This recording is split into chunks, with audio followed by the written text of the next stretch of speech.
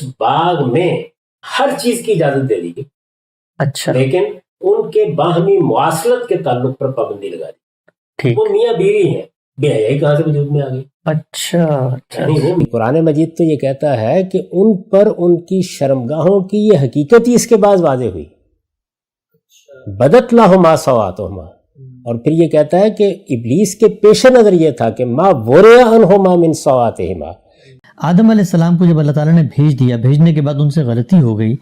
ایک آدمی جو دنیا میں فطرت کا یہ شعور لے کر آیا ہے، اس کو پتہ ہے نیکی بدی کی تمیز ہے، اس کو خیر و شر کا پتہ ہے، نہ کوئی خارج کا اثر ہے، نہ کوئی علم اثر ہو رہا ہے، نہ کوئی تخیل ہے، وہاں انہوں نے ایک انحراف کر دیا. تو اللہ میاں نے یہ کیوں نہیں کہا کہ آدم میں نے تمہیں ابھی ابھی اس تازہ فطرت پہ پیدا کیا تھا اور تم نے اس کی خلاف ورزی کر کے بھی ہے؟ اللہ تعالیٰ نے تو کہا میں نے تمہیں منع کیا تھا. گویا اللہ کا قول آدم علیہ السلام پہ حکم بنا، نہ کہ فطرت کا کوئی ریفرنس شعور آدم علیہ السلام کو دیا گیا. دیکھیے یہ تو آزمائش کا ذکر ہے جس میں انہیں مبتلا کیا گیا.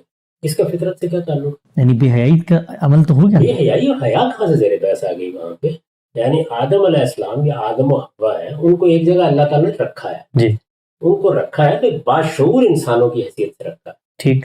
ان باشعور انسانوں کو اللہ تعالیٰ نے یہ بتانے کے لیے کہ ان کے اندر کیا داعیات پوشیدہ ہیں، ان کی فطرت کیسے ظہور پذیر ہوگی، اس کے لیے ایک امتحان برپا. ٹھیک. ان کو ایک باغ میں رکھا گیا، اس باغ میں ہر چیز کی اجازت دے دی گئی. اچھا. لیکن ان کے باہمی مواصلت کے تعلق پر پابندی لگا دی. ٹھیک. وہ میاں بیوی ہیں، بے حیائی کہاں سے وجود میں آ گئی؟ اچھا اچھا. یعنی وہ میاں بیوی ہیں، میاں بیوی کی حیثیت سے پیدا کیا گیا ہے. ان کا حق تھا کہ وہ مواصلت کریں. آپ کے دین میں یہ جائز عمل ہے، لیکن پابندی لگا دی گئی. اب پابندی لگا دی گئی جب، تو انسان کے اندر بھی اس کے داعیات موجود.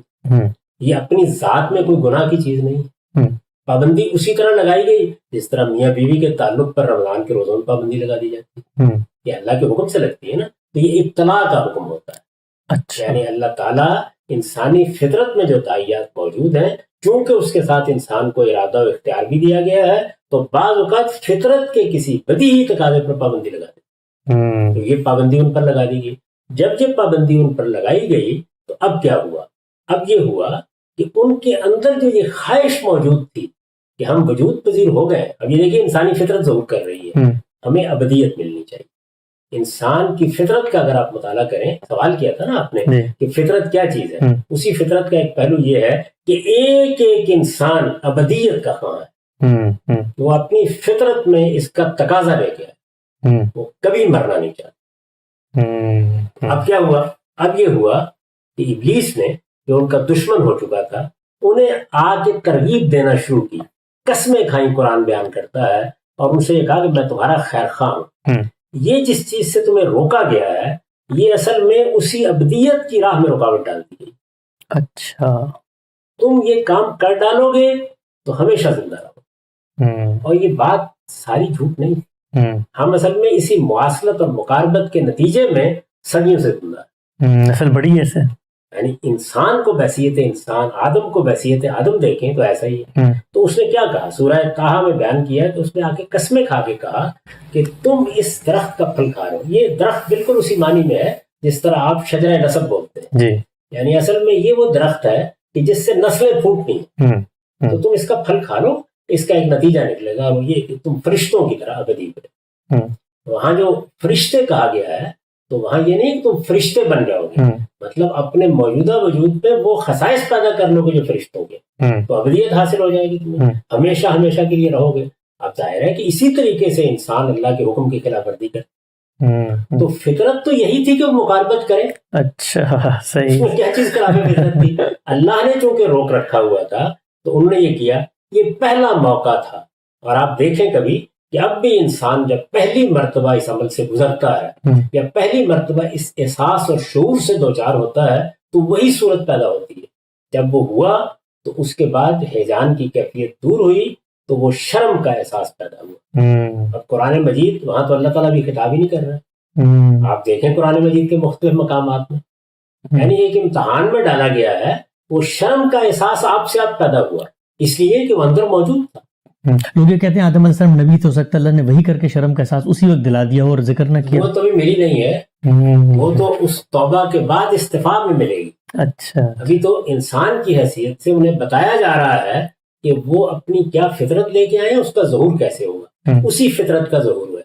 پہلے ظہور ہوا ہے مقاربت کے عمل میں، پھر اس کے اندر داعیہ کیا پیدا ہوا ہے، ایک بہت بڑا خیر، یعنی مجھے ابدیت حاصل ہو جائے گی، میں فرشتوں کی طرح ہمیشہ جیوں گا.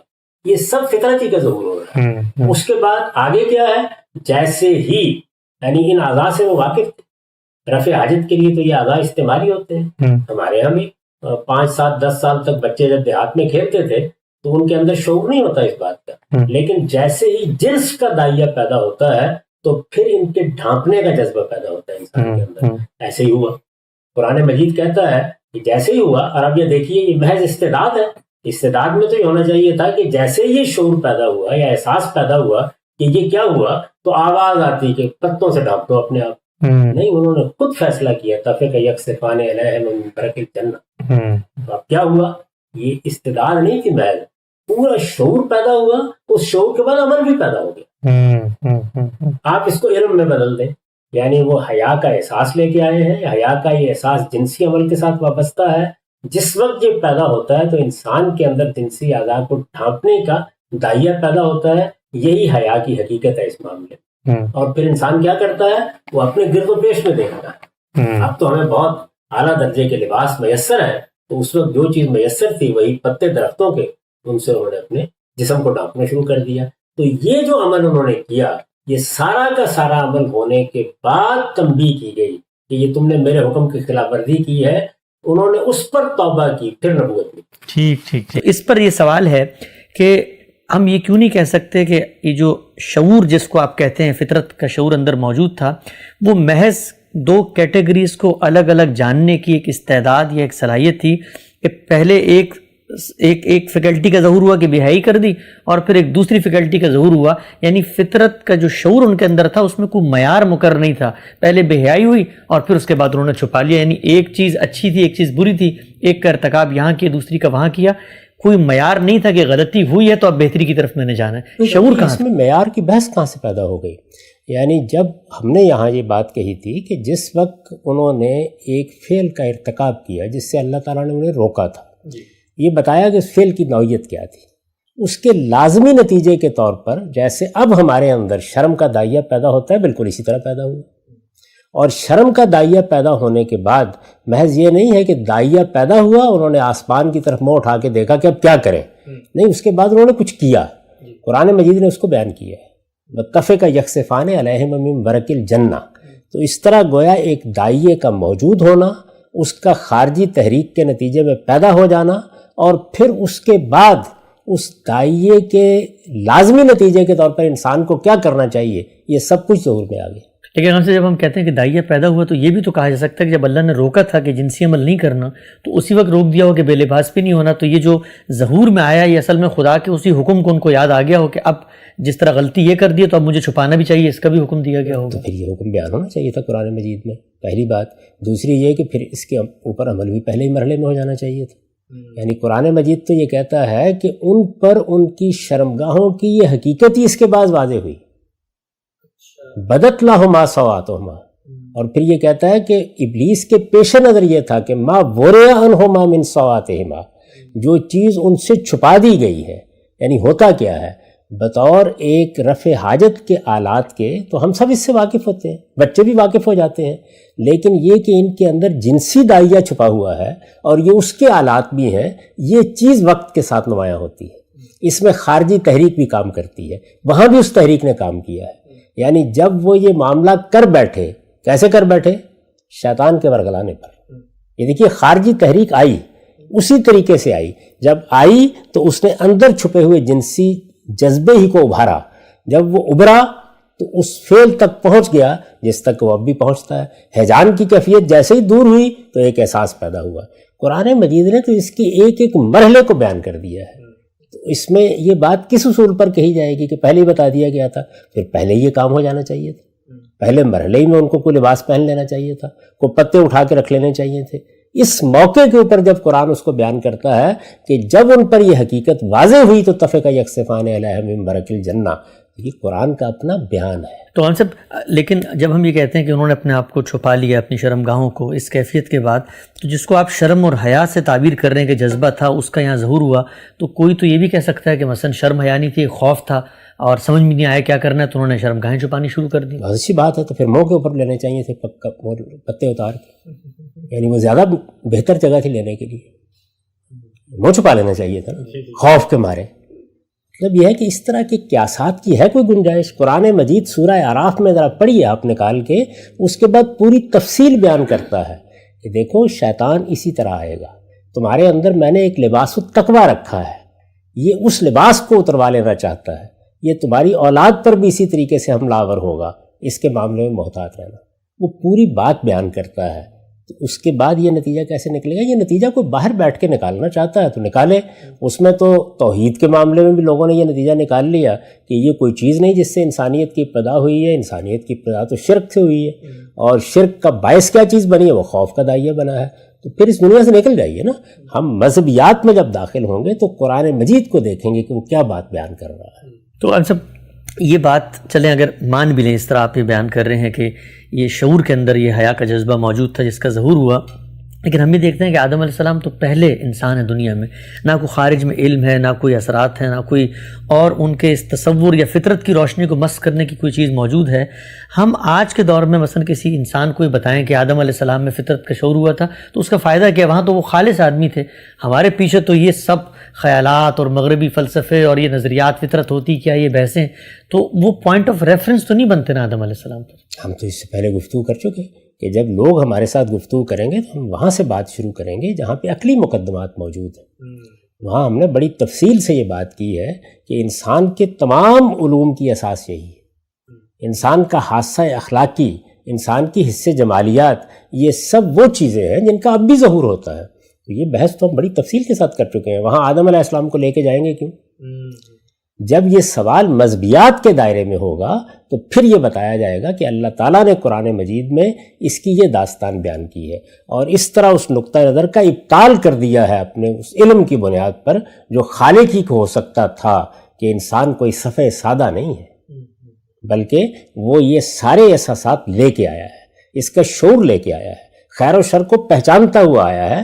اس کو صرف ضرورت یہ ہوتی ہے کہ جب وہ اس کے نتائج کو دیکھے تو اطلاقات میں کیا کرے، یہ ضرورت ہوتی ہے۔ اسی کو میں نے اپنی کتاب میں بیان کیا ہے کہ تفصیلات کو بتانے کے لیے پیغمبر آتے ہیں، یعنی جو کچھ اجمال میں موجود ہے وہ اسی طرح جیسے ایک بیج ڈال دیا گیا ہے وہ نشو و نما پائے گا، اس کے لیے خارجی تحریکات کی بھی ضرورت ہوتی ہے، وہ سب چیزیں ہوں گی، جب وہ نشو و نما پائے گا تو پھر وہ ایک برگ و بار کا حامل درخت بن جائے گا۔ اچھا، ہم سے تھوڑی سی میں چاہوں گا مزید اس کی، آپ جو اشکال ہے اس کی وضاحت کریں۔ مثلا آج کے دور میں اگر کوئی آدمی شرمگاہیں کھول کے پھر رہے بازار میں، تو میں اس کو جا کر یہ کہتا ہوں کہ دیکھو تم یہ جو کام کر رہے ہو یہ بے حیائی کا کام ہے، اور دیکھو میں تمہیں دیتا ہوں کہ یہ انسان کی فطرت کے بھی خلاف ہے، اور جو پہلا انسان تھا دیکھو اس میں بھی شعور پیدا ہوا تھا، اس نے چھپا لیا، تو گویا میں اس کو یہ مثال نہیں دوں گا کہ بتاؤں گا کہ انسانیت کی ابتدا اسی فطری ظہور سے ہوئی۔ یعنی اس وقت کیا صورتحال ہے؟ انسانوں کی بہت بڑی اکثریت نے شرمگاہیں کھول لی ہیں، سڑکوں پر پھرنے لگ گئے ہیں۔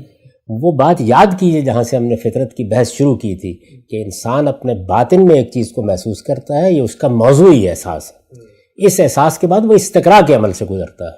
جب وہ استقراء کے عمل سے گزرتا ہے تو کہیں چند مستثنیات سامنے آ جائیں تو آ جائیں، بالعموم انسان کے سامنے وہ بدیہی حقائق آ جاتے ہیں۔ اسی سے عالمگیر اخلاقیات وجود میں آتی ہے۔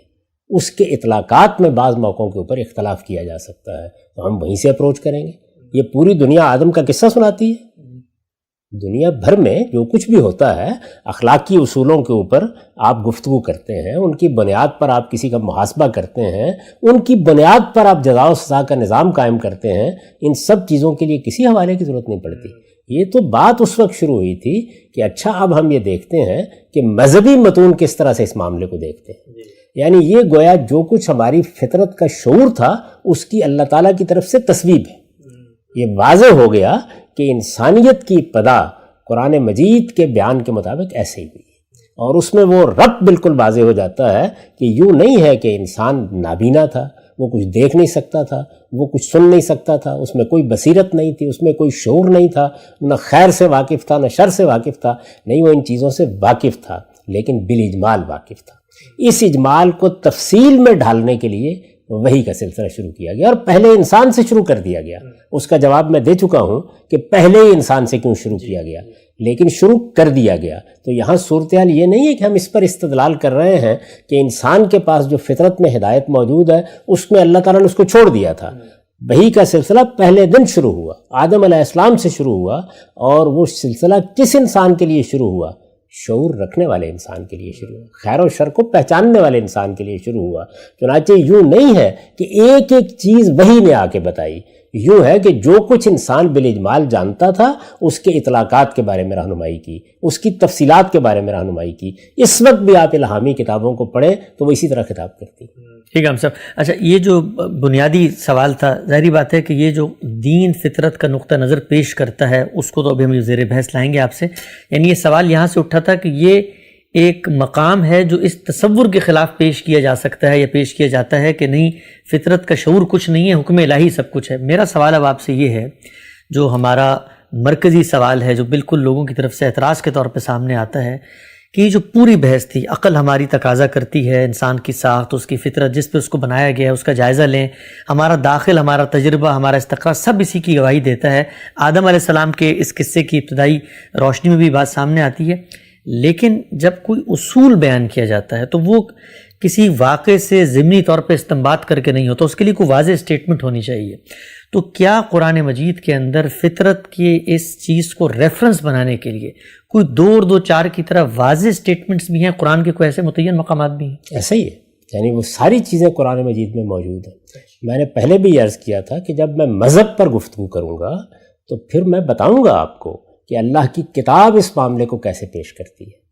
ابھی ہم یہ بحث کر رہے تھے کہ خود انسانی فطرت کا مطالعہ بھی یہی بات بتاتا ہے، یعنی انسان اپنی فطرت کو کیسے دیکھتا ہے، فطرت ایک معروضی علم میں کیسے بدلتی ہے، اس سے مختلف علوم کیسے پیدا ہوتے ہیں۔